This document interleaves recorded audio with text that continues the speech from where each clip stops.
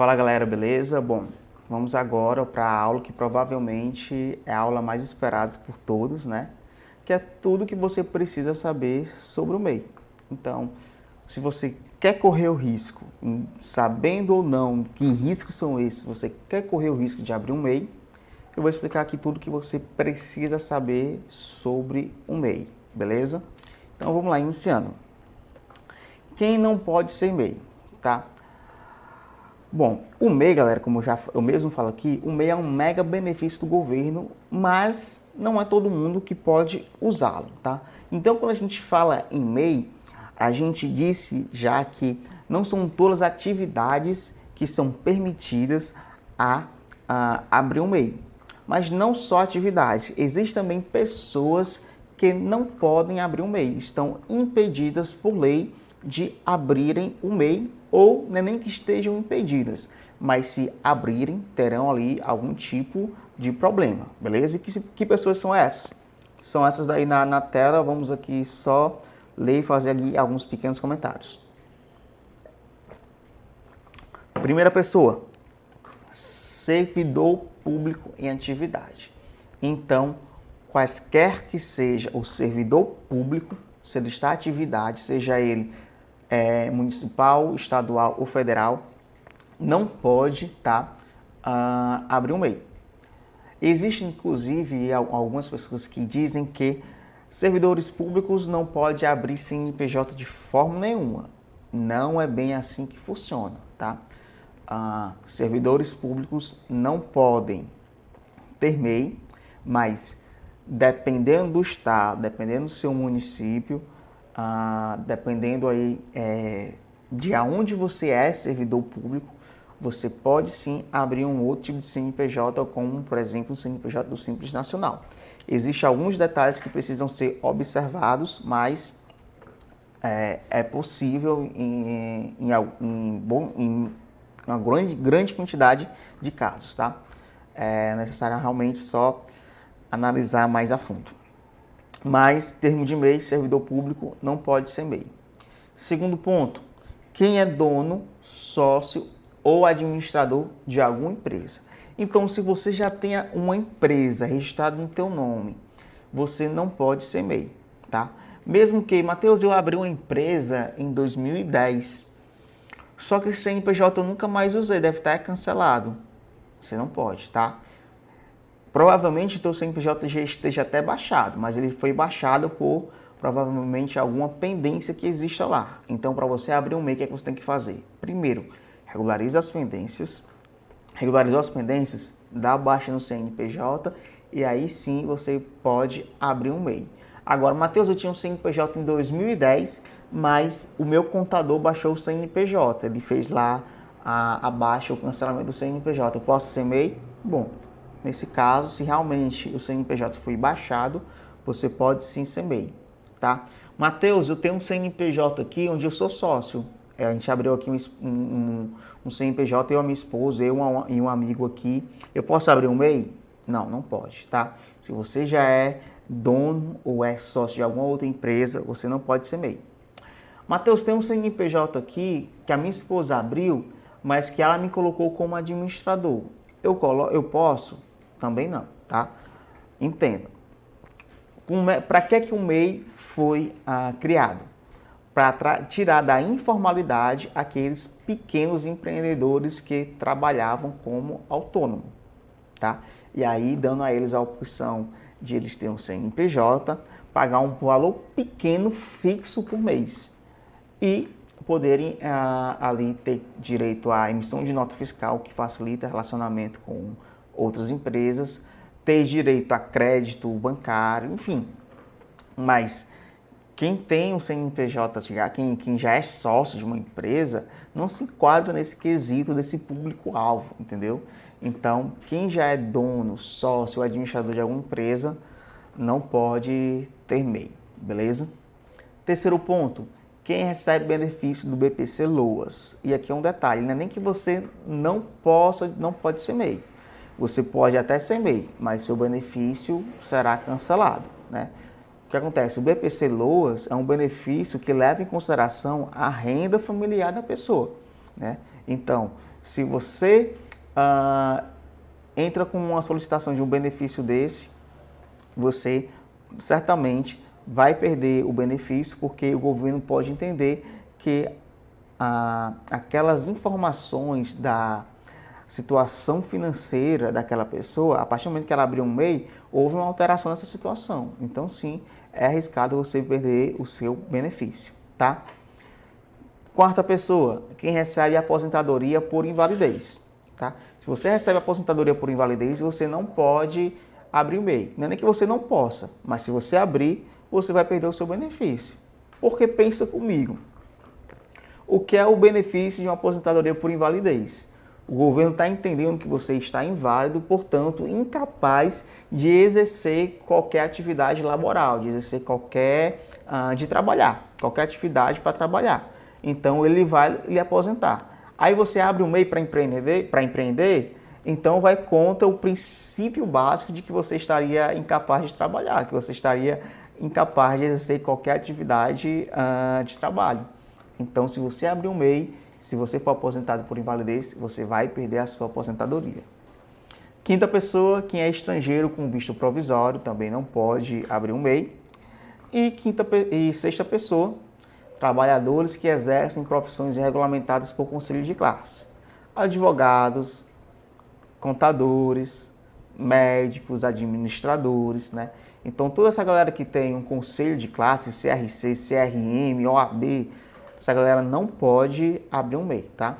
Ela tem que abrir uma empresa normal e, geralmente, o conselho ele estabelece ali regras que você deve observar, que você deve obedecer na hora de criar ali o teu CNPJ. Então, você vai criar o teu CNPJ, fala ali com o contador, e você é profissional de classe, fala ali com o contador para ele verificar direitinho quais são os pontos que você tem que observar, beleza? Uma dúvida bem comum para quem vai abrir um MEI. Matheus, qual endereço eu vou usar? Porque, entenda, você vai abrir um CNPJ, você tem que dizer aonde esse CNPJ, onde essa empresa vai funcionar. E muita gente tem dúvida, Matheus, qual endereço eu usar? Então, eu botei aqui algumas observações. Primeiro, se você vai abrir um MEI, você não é obrigado, como eu já falei lá no início, a alugar um ponto comercial. Você não é obrigado a ir lá alugar um estabelecimento para você abrir o teu MEI lá. Você pode sim usar o endereço da sua casa, mas cuidado, por quê? Porque algumas prefeituras, quando enxergam que foi aberto um MEI em determinado endereço, elas podem fazer a cobrança do IPTU por entender que aquele estabelecimento virou um estabelecimento comercial. Aquele endereço passou a ser um estabelecimento comercial. Então, existe sim aqui um risco, dependendo da prefeitura, de haver um aumento no valor do IPTU cobrado da sua residência. Segundo ponto, você mora em apartamento? Bom, se você mora em apartamento, verifique a sua prefeitura antes de abrir um MEI, né? Você consegue abrir um MEI sem fazer uma consulta na prefeitura, mas a gente sempre orienta a consultar a prefeitura por alguns motivos. Primeiro, porque se você mora em apartamento, se você mora em condomínio, algumas prefeituras já impedem de cara que uma pessoa abra uma empresa no endereço do condomínio, porque isso vai trazer implicações para aquele condomínio. Segundo ponto, alguns condomínios na sua própria lei, né, no seu próprio regulamento interno, eles impedem que qualquer morador abra um CNPJ utilizando o endereço do apartamento. Então, também, entendendo que já existe essa realidade, algumas prefeituras elas impedem que os MEIs sejam abertos em apartamentos, em condomínios, tá? Terceiro ponto, consultar sempre a prefeitura, por quê? Sempre faça, galera, uma consulta na prefeitura antes de abrir um CNPJ, e aqui eu não vou ensinar a vocês, tá? Qualquer pessoa pode fazer, mas o ideal é que seja feito por um contador, porque essa consulta é uma consulta formal, feita num sistema, e existe ali existe ali uma linguagem técnica que geralmente, se você não souber interpretar, saber do que está falando, pode ter algum problema. Então, sim, procure um contador para fazer isso. Mas por que é importante você consultar a prefeitura?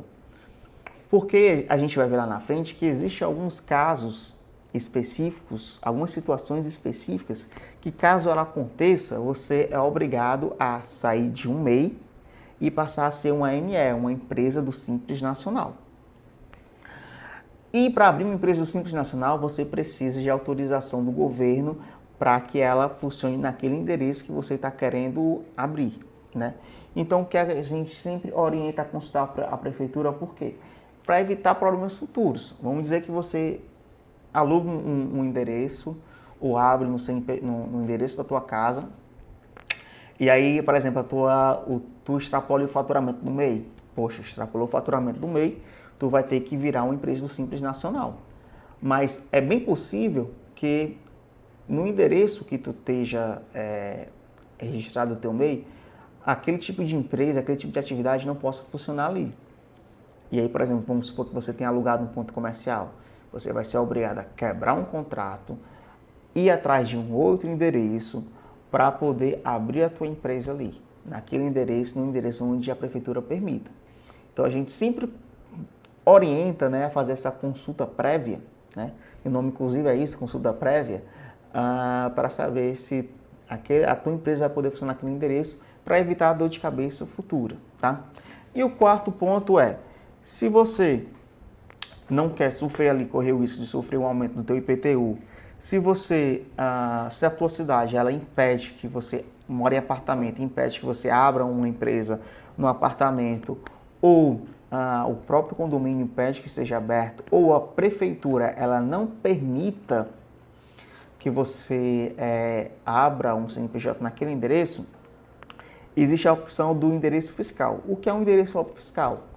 É como se fosse uma sala virtual, né? Algumas empresas, como o Cowork, alguns escritórios de contabilidade, prestam serviços de endereço fiscal, que funciona como? É como se existisse um escritório virtual e você abrisse a sua empresa nesse escritório virtual, um espaço virtual, um espaço na nuvem, né?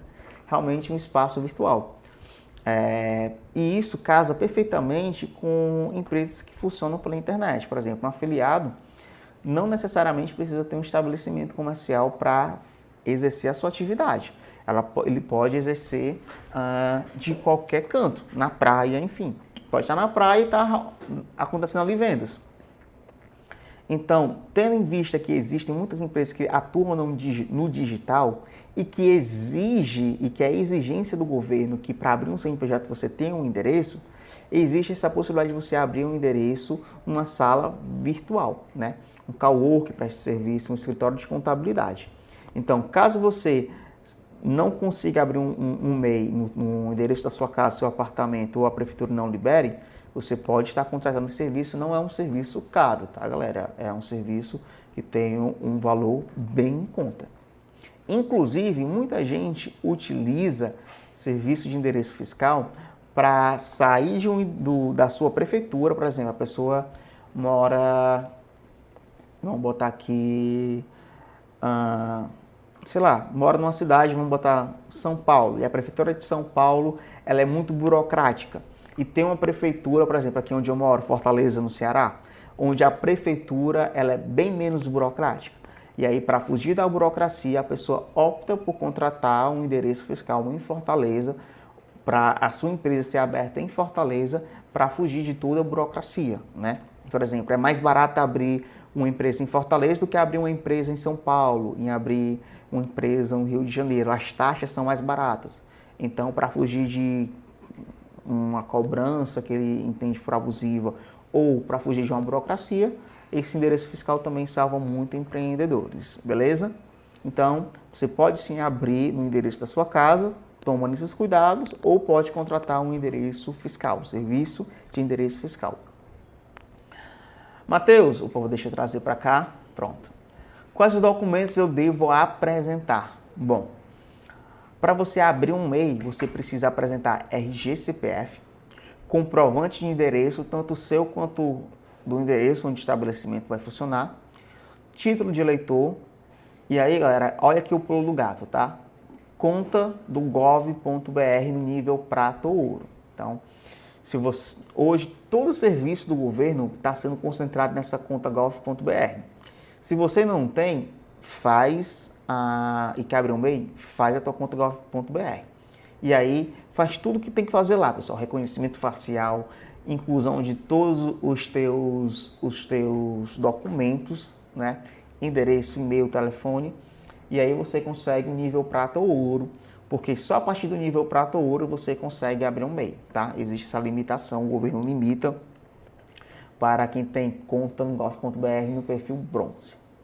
E aí, para finalizar, você precisa do CNAE, né, que é o Código de Atividade, que nós conversamos aí nas aulas anteriores. Capital investido, ou seja, qual o valor do dinheiro que você vai investir para abrir a empresa. Pode ser R$100, pode ser R$1.000, pode ser R$10.000, isso não tem limite, tá? Galera, vejo muita gente com dúvidas. Matheus, qual o valor que eu informo no meu capital inicial? O valor que tu vai investir no teu negócio. Ah, Matheus, eu vou investir só um celular. Tá, qual o valor desse teu celular? Ah, mas está na casa de R$2.000. Pronto, teu capital inicial é R$2.000. Ah, Matheus, eu vou comprar um celular, vou comprar um notebook, um webcam, um microfone de lapela para poder começar no mercado digital e vou ter um dinheirinho aqui para poder fazer o tráfego, né? Eu vou fazer tráfego pago. Beleza. Qual o valor de tudo isso, juntando tudo isso, qual o valor que dá? É o valor do capital inicial da tua empresa. E o nome da empresa, qual o nome que vai ter o teu CNPJ, beleza? Como funciona as notas fiscais? Como funcionam as notas fiscais vai ficar para a próxima aula, tá? Então é isso, galera. A gente vai dividir essa parte de como abrir um MEI em duas, tá? Vamos parar aqui em quais documentos apresentar. Qualquer dúvida, mais uma vez, me procure. Eu estou à sua disposição, beleza? Então é isso, valeu e até mais.